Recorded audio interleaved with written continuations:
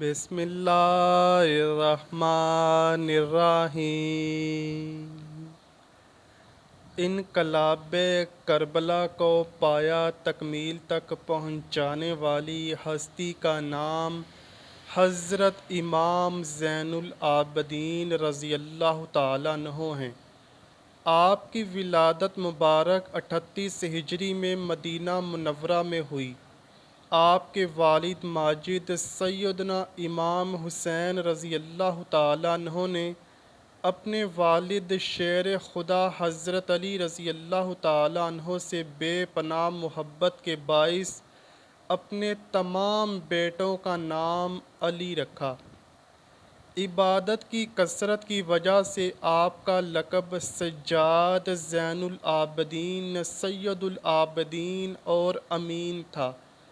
آپ کی والدہ ماجدہ سیدہ شہر بانو تھیں جو کہ فارس کی شہزادی تھیں۔ 2 سال تک حضرت امام زین العابدین نے اپنے دادا شیر خدا حضرت علی رضی اللہ تعالیٰ عنہ کی گود میں پرورش پائی۔ پھر 10 سال تک اپنے تایا حضرت امام حسن رضی اللہ تعالیٰ عنہ کے زیر سایہ رہے، اور پھر تقریباً 11 سال تک کربلا کے واقعے سے پہلے تک آپ نے اپنے بابا جان حضرت امام حسین رضی اللہ تعالیٰ عنہ سے فیض حاصل کیا۔ دوستو، ایک دفعہ خود سوچیں، جس کے استاد ایسے ہوں وہ شاگرد بھی تو انمول ہی ہوگا نا۔ آپ جب بھی وضو کرتے تو خوف کے مارے آپ کا چہرہ زرد ہو جاتا۔ جب کوئی اس کا سبب پوچھتا تو آپ کہتے، تمہیں پتہ ہے میں کس کے سامنے کھڑا ہونے جا رہا ہوں؟ واقعہ کربلا تاریخ اسلام ہی نہیں بلکہ تاریخ عالم کا بھی نہایت دردناک سانحہ ہے۔ حضرت امام زین العابدین رضی اللہ تعالیٰ عنہ اول سے آخر تک اس روح فرسا واقعے میں اپنے والد کے ہمراہ رہے، لیکن چونکہ سیدنا امام حسین کی شہادت کے بعد منصب امامت حضرت امام زین العابدین کو ہی سنبھالنا تھا، لہٰذا اللہ کی مشیت سے آپ بیمار ہوئے اور کربلا کے میدان میں جانے کے قابل نہ رہے۔ اندازہ کیجئے کس قدر طاقتی صدائے حضرت سجاد امام زین العابدین رضی اللہ تعالیٰ عنہ میں کہ یزید جیسا حکمران اپنے جاہ و جلال کے باوجود خاک چاٹنے پر مجبور ہوا۔ حضرت امام زین العابدین رضی اللہ تعالیٰ عنہ جب خاندان رسالت کی باعظمت خواتین کے ہمراہ دربار یزید میں داخل کیے گئے تو آپ نے شیریں زبان میں نہایت فصاحت و بلاغت کے ساتھ خطبہ ارشاد فرمایا، اپنے خاندان کا تعارف کروایا اور نواسہ رسول حضرت امام حسین کی عظمت بیان کی، تو یزید کے درباری اور حضرت امام حسین کی شہادت سے ناآشنا افراد دھاڑے مار مار کے رونے لگے اور ان کی آوازیں بے ساختہ بلند ہونے لگیں۔ یہ حال دیکھ کر یزید گھبرا کر اٹھا کہ کہیں کوئی فتنہ نہ کھڑا ہو جائے۔ اس نے اس کے رد عمل میں فوراً مؤذن کو کہا کہ اذان شروع کر دو تاکہ امام زین العابدین کا خطبہ منقطع ہو جائے۔ واقعہ کربلا کے بعد امام زین العابدین رضی اللہ تعالیٰ عنہ 34 سال حیات رہے، لیکن آپ نے کربلا کی یاد کو ہمیشہ تازہ رکھا۔ آپ جب بھی پانی پیتے تو اپنے والد گرامی کو یاد کرتے اور بہت دیر تک آنسو بہاتے رہتے۔ اس حوالے سے حضرت امام جعفر صادق سے منقول ہے کہ حضرت امام زین العابدین دن کو روزہ رکھتے اور رات کو عبادت کرتے۔ افطار کے وقت جب بھی آپ کو کھانا اور پانی دیا جاتا تو آپ فرماتے، فرزند رسول بھوکے مارے گئے، ان کو پیاسا رکھا گیا، یہی بات مسلسل دہراتے۔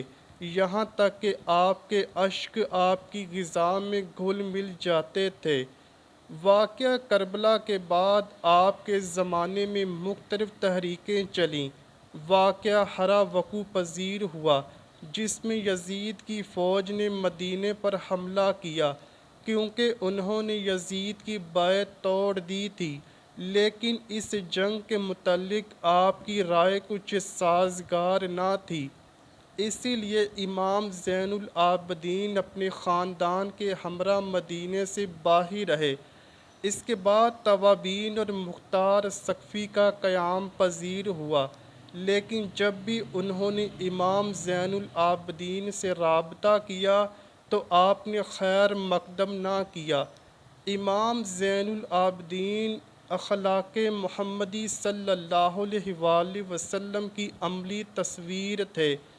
ایک وقت ایسا آیا جب مدینہ منورہ میں سے بنو امیہ کو نکال باہر کیا گیا تو مروان بن حکم جو کہ امام زین العابدین کا جانی دشمن تھا، اس نے امام سے درخواست کی کہ اس کے خاندان کو اپنے گھر میں پناہ دے دے۔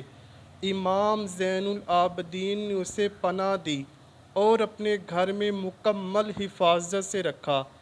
آپ نے شورش ختم ہونے تک اپنے بدترین دشمن کی مہمان نوازی فرمائی۔ آپ ایسے مہمان نواز تھے کہ بیک وقت 100 گھروں کی خفیہ کفالت کر رہے تھے۔ یہ بات تب ظاہر ہوئی جب آپ نے اس دنیا فانی سے پردہ فرمایا اور ان لوگوں کے گھروں میں راشن آنا بند ہو گیا۔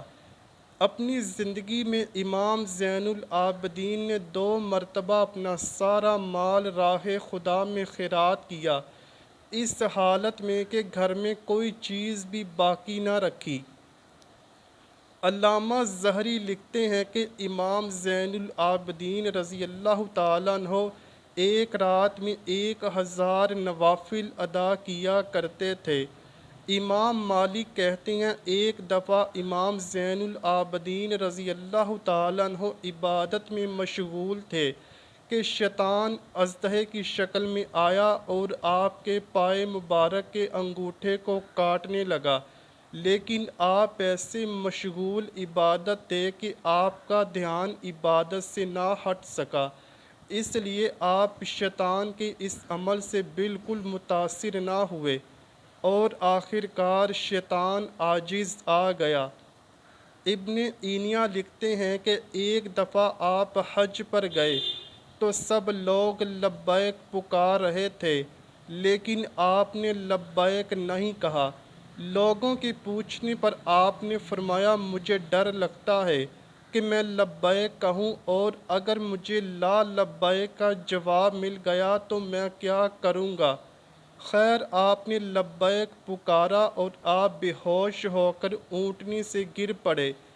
حجاج بن یوسف کے وقت میں آپ دوبارہ اسیر ہوئے اور لوہے کی بھاری زنجیریں باندھ کر آپ کو قید کیا گیا اور پہرہ دار متعین کر دیے گئے۔ امام زہری فرماتے ہیں جب امام زین العابدین رضی اللہ تعالیٰ عنہ کو میں قید میں ملنے گیا تو میں آپ کی حالت دیکھ کر رو پڑا اور کہنے لگا میری تمنا یہی ہے کہ میں آپ کی جگہ ہوتا اور یہ مصائب برداشت کرتا۔ اس پر حضرت امام زین العابدین رضی اللہ تعالیٰ عنہ نے فرمایا کیا تجھے یہ گمان ہے کہ اس قید و بندی سے مجھے کرب و بے چینی ہے؟ حقیقت یہ ہے کہ اگر میں چاہوں تو اس میں سے کچھ بھی نہ رہے، مگر اس میں اجر ہے اور تذکر ہے اور عذاب الہی عز و جل کی یاد ہے۔ یہ فرما کر بیڑیوں میں سے پاؤں اور ہتھکڑیوں میں سے ہاتھ نکال دیے۔ یہ اختیارات ہیں جو اللہ پاک کی طرف سے انہیں عطا فرمائے گئے، اور وہ صبر و رضا ہے کہ اپنے وجود اور آسائش وجود، گھر بار، مال و متاع، سب سے رضائے الہی عز و جل کے لیے ہاتھ اٹھا لیتے ہیں اور اس میں کسی چیز کی پرواہ نہیں کرتے۔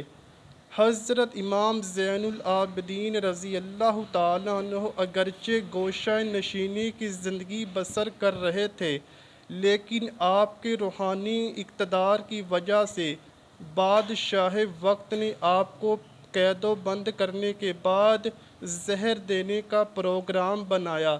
چنانچہ اندلس، سندھ اور وسط ایشیا علاقے فتح کرنے والے ولید بن عبد الملک نے 58 برس کی عمر میں حضرت امام زین العابدین رضی اللہ تعالیٰ عنہ کو زہر دے دیا، جس کی وجہ سے آپ نے 25 محرم الحرام 95 ہجری میں جام شہادت نوش کیا۔ آپ کی نماز جنازہ آپ کے بیٹے امام محمد باقر نے ادا کی اور آپ کو جنت البقیع میں آپ کے تایا جان حضرت امام حسن اور دادی جان حضرت بی بی فاطمہ سلام اللہ علیہا کے پہلو میں دفن کر دیا گیا۔ اللہ پاک ان کے ظاہری اور باطنی برکات سے مسلمانوں کو فیض یاب فرمائے۔ ان کی اخلاص مندانہ قربانیوں کی برکت سے اسلام کو ہمیشہ مظفر و منصور رکھے۔ اللہ ان کامل ہستیوں کے صدقے امت رسول صلی اللہ علیہ وآلہ وسلم پر رحم فرمائے اور ہماری اجتماعی انفرادی مشکلات آسان فرمائے۔ کمنٹ سیکشن میں آمین لکھنا مت بھولیے گا، نہ جانے کس کی آمین قبول ہو اور ہماری مشکلات حل ہو جائیں۔ امید کرتا ہوں کہ آپ کو ویڈیو ضرور پسند آئی ہوگی۔ اگر ویڈیو پسند آئی ہے تو ویڈیو کو لائک کیجئے، شیئر کیجئے اور چینل کو لازمی سبسکرائب کیجئے۔ کمنٹ سیکشن میں اپنی رائے کا اظہار بھی ضرور کیجئے گا۔ ملتے ہیں اگلی ویڈیو میں، تب تک کے لیے اللہ حافظ۔